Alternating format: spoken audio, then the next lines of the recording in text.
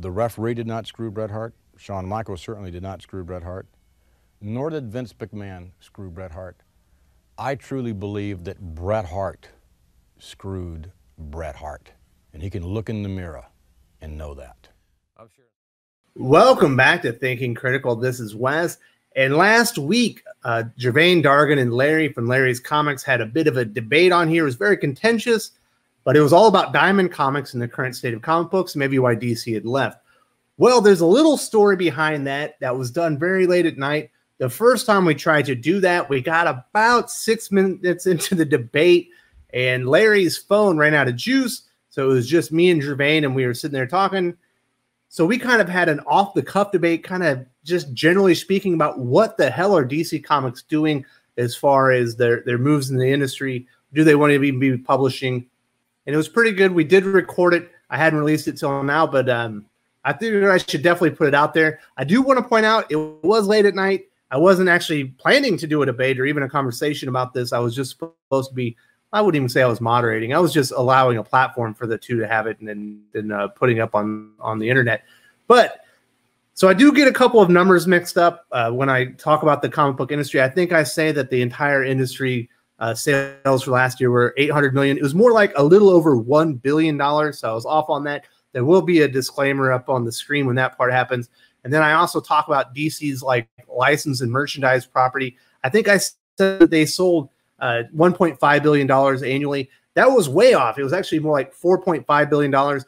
Like I said, it was late. When I went and listened to this back, I realized like those numbers don't sound right. I went and looked at them. I was wrong.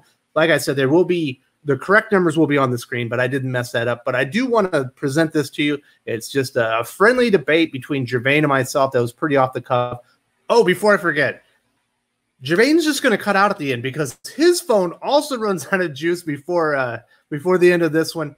Both of their phones ran out of juice. And then, of course, we obviously went and recorded it a little bit later in the night. When it was even later, I think it was like 3:30 or 3:40 in the morning when we finally got finished. So it was a crazy day, but here's the video. And I'm only going to use the phrase because I know Perch says it's not fair or like, come on, but the shivving of Diamond by DC.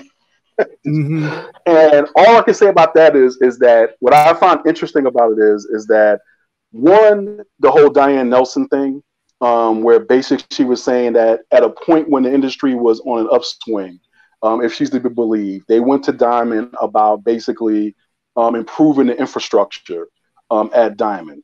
I talked to one of my LCS guys about that, and as far as he was concerned from the retailer view, Diamond had done some modernization in terms of introducing software and a point of sale system and stuff like that.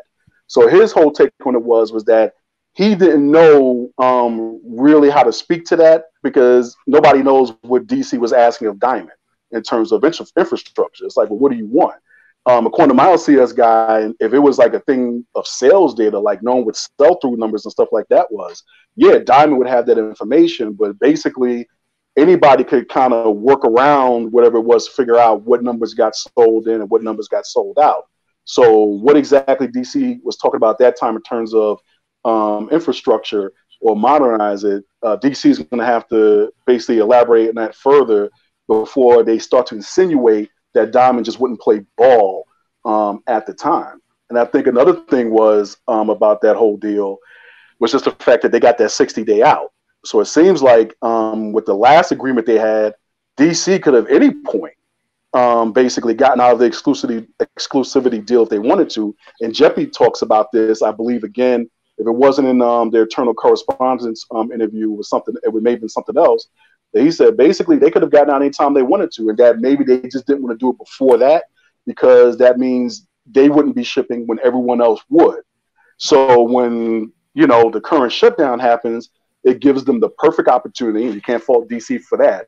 If they had that in the back of their mind that they were going to try to get out of that contract any way they could, and then this situation comes up and they're able to do whatever they hoped and dreamed when it came to distribution, that's business. Good for them. They took their shot, and we'll all see if it works out. But DC clearly has been trying to get out of the Diamond deal for a bit. And even though I've seen a couple of videos of Perch where I'm not sure if he disagrees with this or he just doesn't buy into the fact that AT&T is just trying to dump DC. But Jim Shooter put out had a blog piece out about 8 years ago on his website where he talked about, I think it was Superman Marvel's first issue, where back in '84, I believe it was, DC was looking to get out of the public, at least the comic book publishing business, because they just weren't making any money at it. They were willing, according to Shooter, they were willing to license 7 titles to them as a beginning to have Marvel publish them instead, and then DC would just continue to use the IP for the licensing arm. And I've always heard rumors about DC. If it wasn't for Batman money, DC would have got to publish it a long time ago.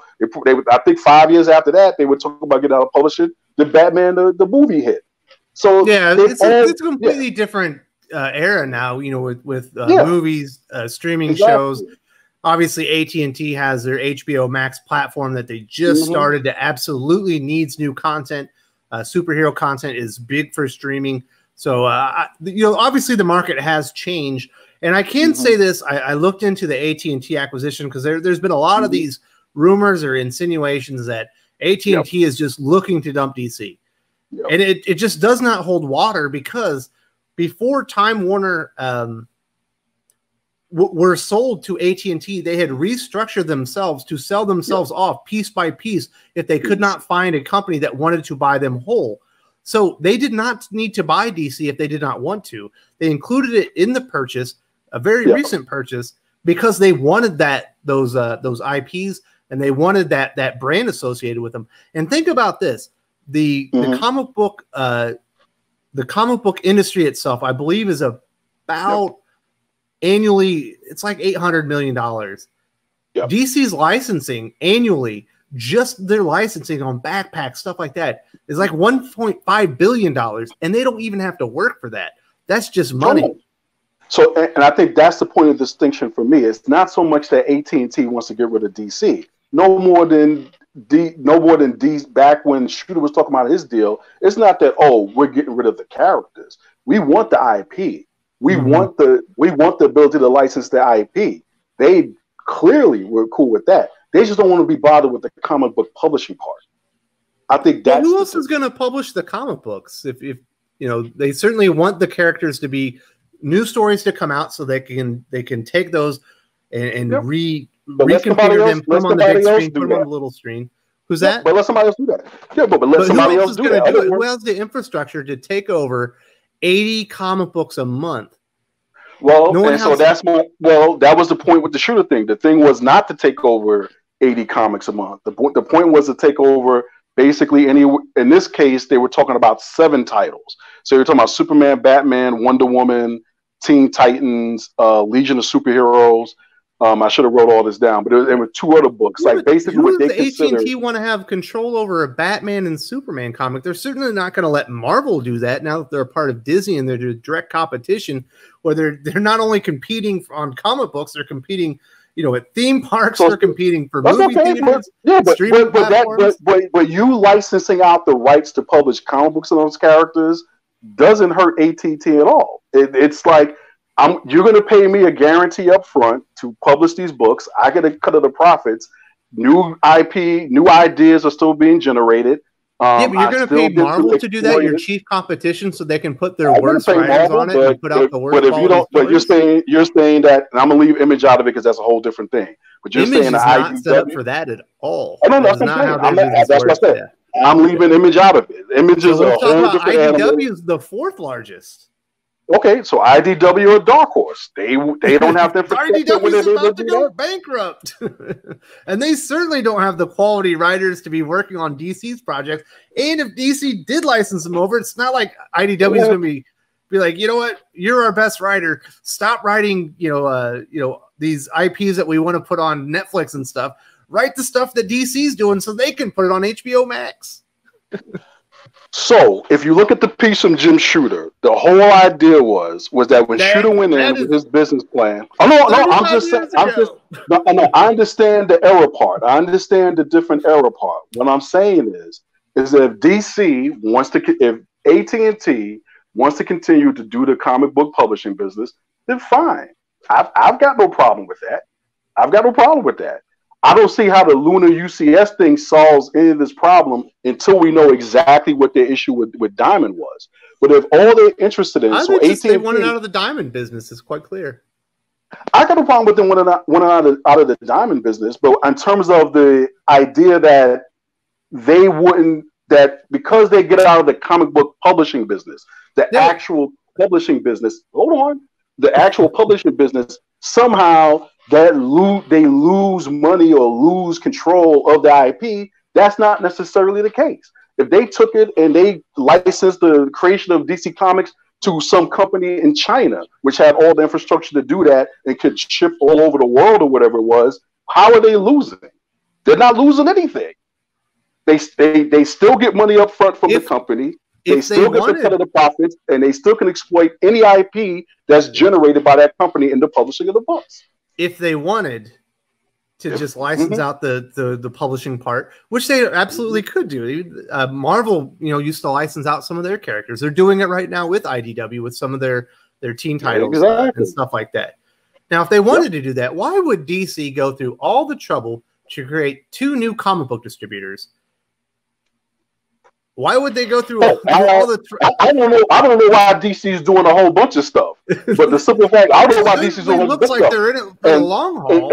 And that's the mystery. Because if DC was this serious about it, why didn't they exploit the 68-day out before now? Well, it wasn't the right time. They weren't quite prepared. And from everything that we've heard, the Lunar UCS, like Midtown. DCBS agreement was all very last minute. It wasn't exactly planned out ahead of time. They had the opt-out clause. They needed to enact it, and they went and found 2 partners that could do it, that knew the market.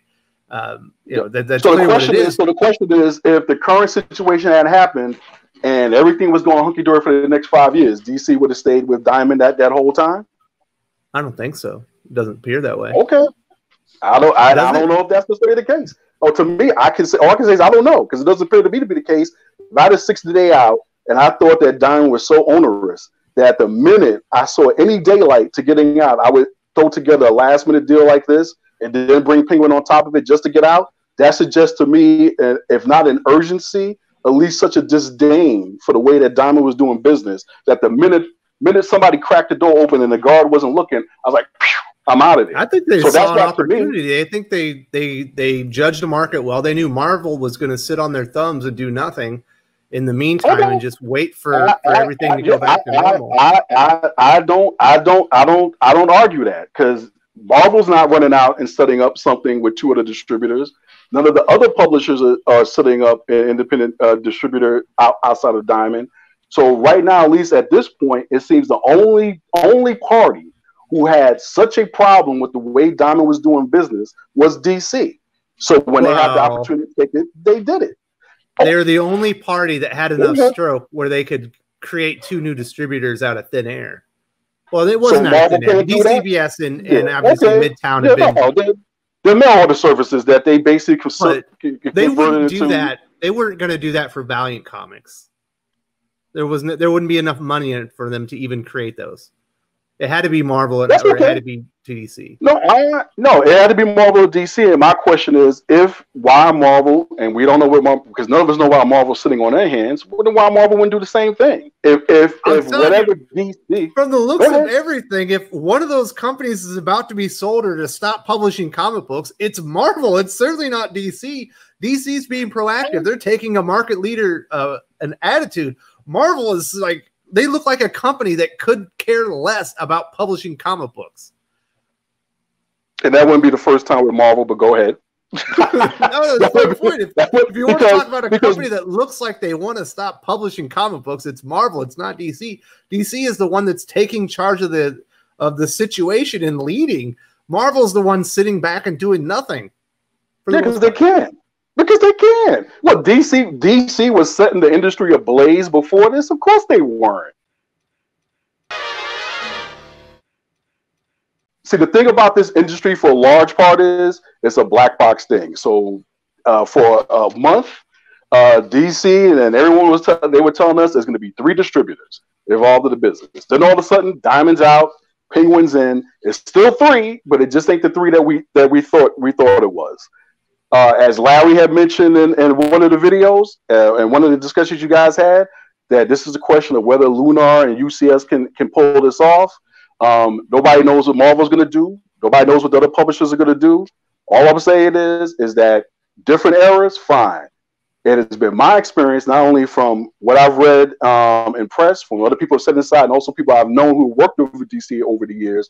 There's always been this tickle in the back of DC's brain about getting out of the publishing part of the business, not letting go of the IP, not giving up the licensing rights for the publishing. Now all evidence now points to they're doing what we've talked about in one of the aficionados panels about, is that the industry has always needed somebody to kind of move it forward, to take a strong hand of direction with this, and everybody was waiting for somebody else to do it. So if DC is now that somebody who's going to take the lead and do it, then by all means, DC, full steam ahead. And I'll give them that. It appears that way. So I know you wanted to talk about the accusation of DC taking a shiv to Diamond Comics, metaphorically speaking. I have no problems with what DC did. As far as I'm concerned, it was in their contract, and they did what was in the best interest not only of themselves but in the industry. No, it was good business, that's why I have a little problem with Jeppy using the fiduciary responsibility phrase, because it's like the fiduciary responsibility phrase speaks to a higher calling, when it's just like, okay, there could be some argument. There were some things they did where they didn't create a level playing field for retailers, but everybody has a different opinion on that, so I'll leave that alone. But this was good business for DC. If DC said many years ago to Diamond, we want to be in a multi-distributor platform, and Diamond didn't show a fiduciary responsibility for the industry then, and so DC was like, okay, we'll bide our time. And then they bided their time, and the comic god said the whole thing is going to shut down, and Diamond was the one to shut it down, so we're going to make a break for it. DC did the right thing for themselves and ultimately for the industry, because everyone, apparently, up until DC actually did it, thought that a monopoly, even a benign one, was not a good thing for the industry. So that's where a lot of my confusion comes from, this whole issue, because I remember before this, it was like, monopoly, everybody hated good. Diamond. Everybody hated Diamond. Monopoly's bad. There's no such thing as a benign monopoly. And the thing is that where I fault Diamond at is that actually Diamond could have been an exception to that rule and have been a benign monopoly. But for whatever reason, either people are saying that's absolutely true, and other people are saying that's not true. People who were against them are now for them and throwing DC suck sales and everything 50% off. And no, I don't want your Batman money. People over here who didn't care. It's just like, guys, at a certain point, who is going to be the captain of this industry or captains of this industry? So to your point, and I will give you this, to your point, DC is at least now signaling at this point, we're going to be the captain of this industry. So good for them. And I wish them all the best with it. Because as far as I'm concerned, anybody that wants to, if DC ever takes their stuff back to Diamond, to get back to the myth of packing and damaged books, it's real simple now.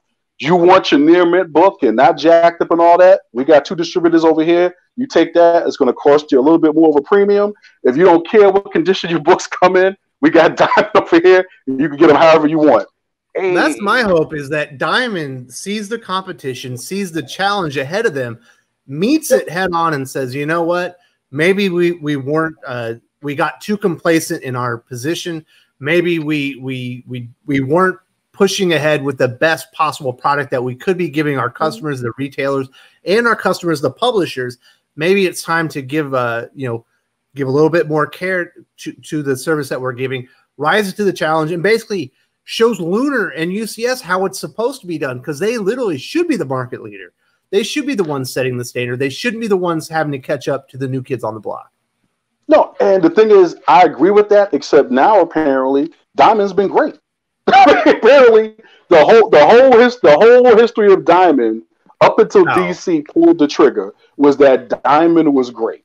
Diamond, okay, every once in a while, Diamond is great. If I went by some of the videos I was doing the research for this debate, Diamond was great. It's like, what do you want from them? They have razor thin margins. They can barely make any money. Every once in a while, they have to pass the hat around just to make the rent due. it's like that's what the story was. That wasn't the story that I was hearing in the last interview. The last interview I watched this morning with Jeppy and the comic book publishers on Sheehan's show, is what I heard was that the peak year, the Death of Superman, 93 or whatever it was, Diamond had made, and hold on one second, Diamond had made $222 million for that year. When Marvel, after the whole Heroes World debacle, blew up in their faces and they came back, even though when Diamond had made the 222 million in 93, I think it was, they owned 44% of the market. When Marvel came back in, because everything disintegrated and we had the great crash, and now he had 100% of the market, he said for that year it was 168 million that Diamond pulled in. Then he said that then the market grew from there because everybody pulled together, and then somehow though he was still making razor thin margins and couldn't make any money, and basically that's how when we got to the next big thing, whoops, that's me. Nobody's charging their phones here.